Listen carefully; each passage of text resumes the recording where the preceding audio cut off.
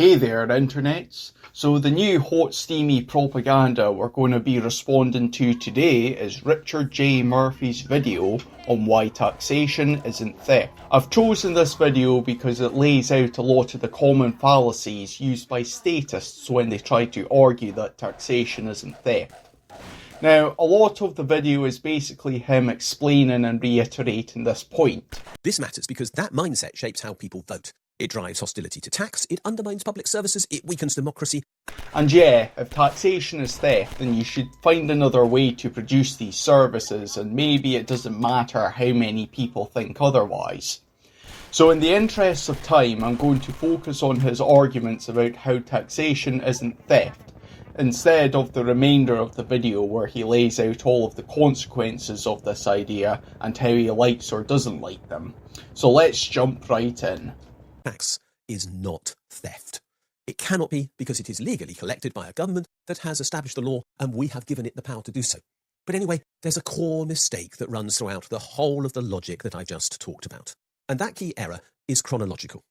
Income is not created privately as the first operation in the sequence that the person who makes that claim talks about.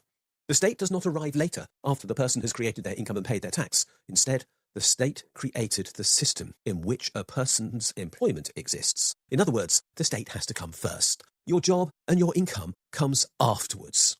And there are preconditions to your job and your income existing. For example, money that is accepted everywhere has to exist. Contract law that enforces payments must exist, or how else do you know that at the end of the month your employer will cough up?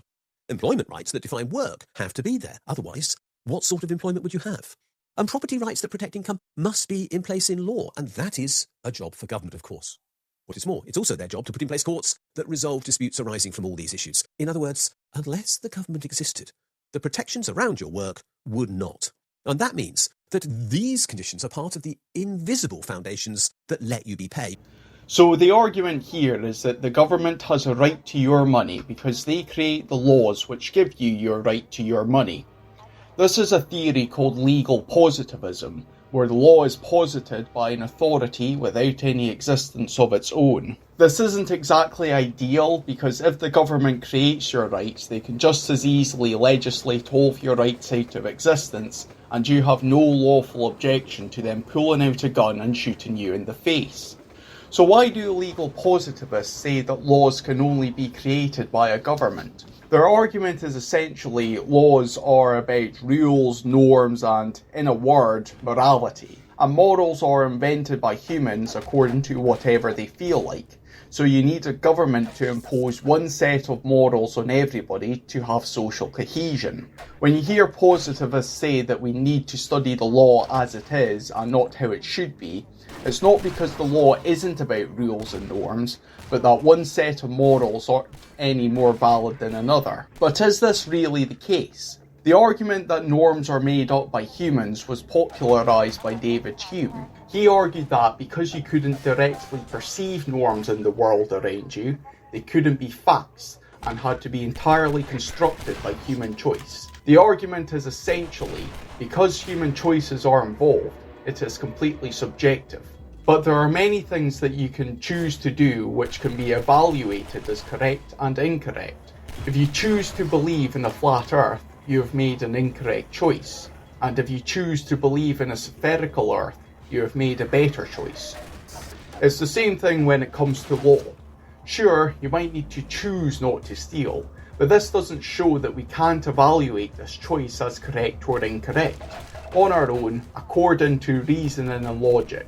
As for how this evaluation should be done, there's plenty of further reading on this topic, but the point is that you don't need the government to create the law. It exists naturally, regardless of whether you pay any taxes. In fact, the whole argument here is based around the idea that if human choices are involved in something, then it's completely subjective. This is especially obvious when he says we need the government to define what work is. We need to use our own judgment in our decisions to arrive at a definition of work, and in his head, this means that it's completely subjective. So we need to have a government come up with a definition and impose it on the rest of us. But in reality, we've known how to define things objectively for over 2 millennia at this point. But when people try to say that morals and laws are subjective, They usually also need to say all sorts of facts are subjective to back this up, so this is really just another example of this. Now, the observant viewer might be asking, it's all very well and good that law exists naturally, but how should it be enforced?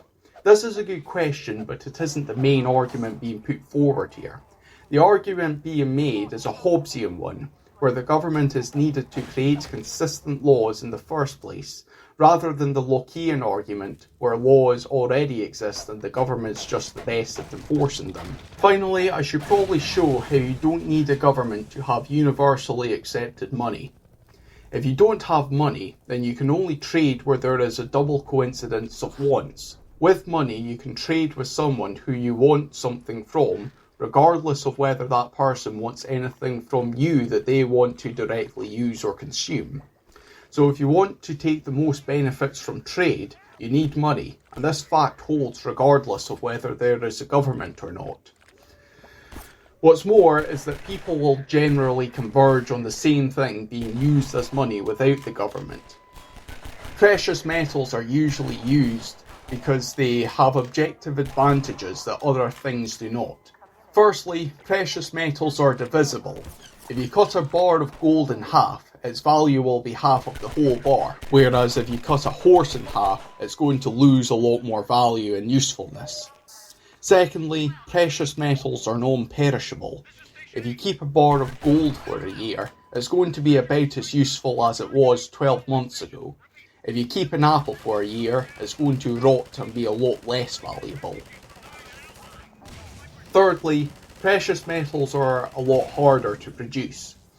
Wool is non-perishable and divisible, but if people started using wool to pay for things, then a lot more wool is going to be produced, so it's going to lose a lot of value due to marginal utility.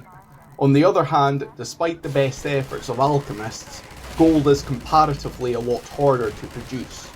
These advantages exist whether there's a government or not. Facts don't need a government to enforce. They're not alone. There are plenty more of these invisible foundations. There's the infrastructure that you travel to work on, whether it be a train or a bus or a tube or a car or a road with your bicycle or the pavement you walk on. It doesn't matter which you're talking about. The government was involved in creating that infrastructure. There was the education that trains you, the healthcare that keeps you able to work, and the policing that protects the transactions that result in your capacity to claim that income at all. There is regulation that creates trust and government that delivers them. Now, I think it's fairly obvious that you don't need a government to have transport. For someone complaining that we're making a chronological error, he doesn't seem to realise that trains were built long before the government had anything to do with them, and that turnpikes were improving journey times long before the government decided to take them over to fill with potholes. And I don't really understand this idea that governments are needed for cars.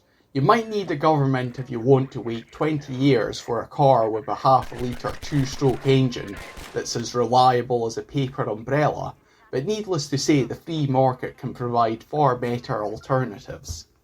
He gives a few more examples like education, healthcare and defence, but obviously you can have all of these without a government. And in fact it's useful to note that the government can't really create any of these services on their own. They either have to nationalise these services when they already exist, or tax people to gather resources to create them. The argument here is basically, the government has a right to what you make, because they made what you use to make things with the things you already made. These things underpin the whole foundation of your pay and your employment. Without these systems, your work might well happen. For example, farmers might still farm, but the point is, it wouldn't be anything like it is now. The government is, after all, the biggest customer, always. So for a start, your job might simply not exist if there was no government. And if there wasn't a government anyway, you probably wouldn't find a job of the sort you've now got. So basically, he is insuring himself in case someone points out that you don't actually need the government for anything he's mentioned so far. And I must say, yeah, work wouldn't be anything like it is now without the government, on account of the fact the government wouldn't be stealing what you earn from it. The fact of the matter is that if you take away the government, you're still going to be left with people, and people are always going to want food, people are always going to want buildings, and people are always going to want tools, regardless of whether the government is there to be the biggest customer or not. So, It is a fact that the government lets you be paid in the way you are, lets you work in the way that you do, and protects your rights whilst doing so. And that's vital because, and let's also add this point, money is the condition of being paid and the government makes that too. So let's be clear. Yes, you worked for your income and your effort matters and your skills matter and your time matters, but the government system makes it meaningful. And therefore, let's just go back and think about what tax is again. Tax is not theft, it's not confiscation, it's not punishment. Actually, it's a reclaim of the money the government spent into the economy to enable you to work. And it's a reclaim of the value in society that made, again, your work possible. You could not have made your income without the government having facilitated all the opportunity for you to profit. And that's a simple, straightforward statement of fact. So, of course, it needs its share back, and it needs it back for a number of reasons. So I've already shown how parts of this government system exist anyway, and the parts that don't have to be made before the government comes into the picture. But I suppose he is just summarising his argument here. The tax story we're told is incomplete and often wrong. And anyway, the truth is that tax doesn't pay for government spending. That's because the government pays for its spending out of money created for it by the Bank of England every time it goes to make a payment, just as we make money when we tap our credit cards onto machines and ask our bank to create the money to pay the person from whom we bought things. So the government asks the Bank of England to create money to enable it to pay the people from whom it wishes to buy things. But in that case, tax does something else for us. It protects us against the risk of inflation. And very few people want inflation, and there's good reason for that. We know that it is deeply economically disruptive if it gets out of control. And the reason why we've had stable inflation for so long is because of tax. So the argument seems to be that people want fiat currency because taxation restricts the supply. This isn't an argument that taxation isn't theft, more so pointing out the consequence of without taxation, fiat currency would be instantly worthless. I agree with this. Paper is very easy to make and therefore isn't very useful as money. The solution isn't to steal it from people, but to use something that's harder to make, like precious metals, as money. The rest of the video is him not actually showing that taxation isn't theft, but just pointing out the consequences of not having taxation. Like without taxes, it's a tad bit harder to fund welfare, and without taxes, democracy isn't as powerful. But none of this actually shows whether taxation is not theft, and therefore whether we should tax and have these things, or whether taxation is theft and therefore we should find other solutions to these issues. So I've done what I've set out to do here. Don't forget to smash that like button and subscribe for more libertarian content.